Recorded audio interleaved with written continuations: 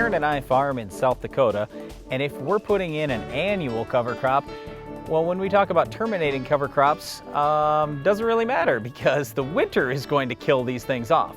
But in a lot of areas of the country, people are raising crops that can survive the winter, perennial cover crops, even winter annual type cover crops. There are just a lot of things, or maybe it doesn't even get that cold where you're at. So what we wanted to talk about here today is terminating cover crops. When should we do it and how should we do it?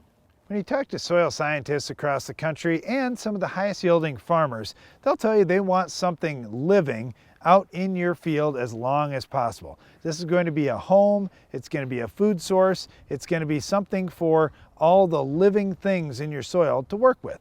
So if you can keep a crop growing throughout the whole season, that would be ideal. I totally understand this. The challenge is, if I have a crop growing all through the season, will there be enough moisture? Will there be enough nutrients left for my crop that I want to grow this spring? All right, one of our concerns too is, if you have a cover crop there, is that a host for things like mites, other insects, maybe some disease issues. So if you're raising a similar crop, let's say it's rye and you want to go into wheat, for example, you're going to have to get that rye killed off. Let's say it's one broadleaf crop going into the next broadleaf crop.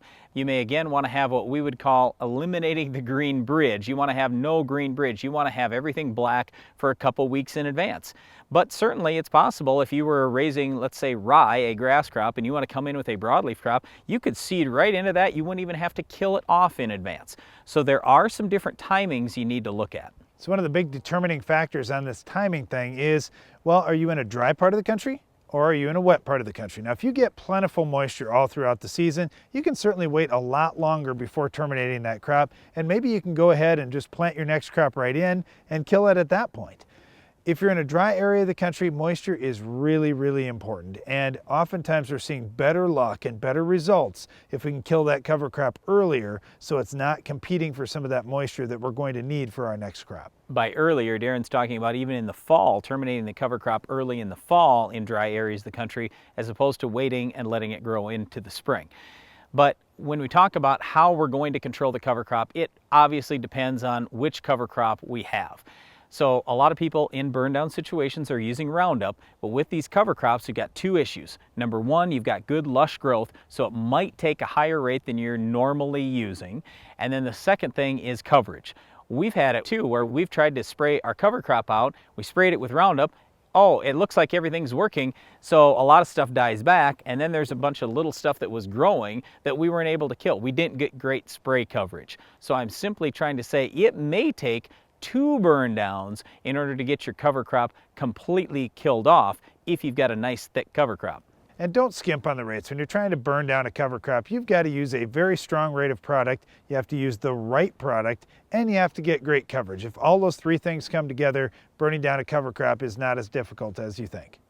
All right, the other big question that we often get is, hey, when I'm out terminating my cover crop, can I throw a pre along with it? Or, boy, with all that residue, how's that pre even going to work?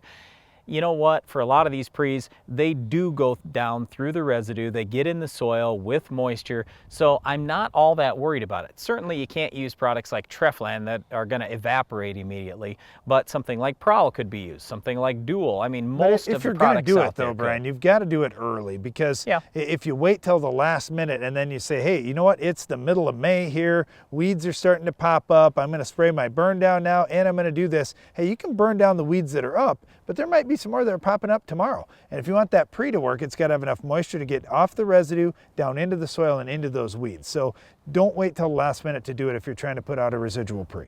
What we've typically found is if you have great weed control for the first few weeks of the growing season, you're going to have great yields. So what we're trying to say here is, you know what, if terminating that cover crop, if you can't get perfect coverage on all the little stuff down below, you need to start early. So start 2, 3, 4 weeks in advance, then finish off all the last stuff right at planting or right before planting. So when that actual crop emerges, it has no weeds to compete against. Because remember, even though the cover crop, oh yeah, it's got all these benefits, everything else, once your actual crop starts, the cover crop is a weed.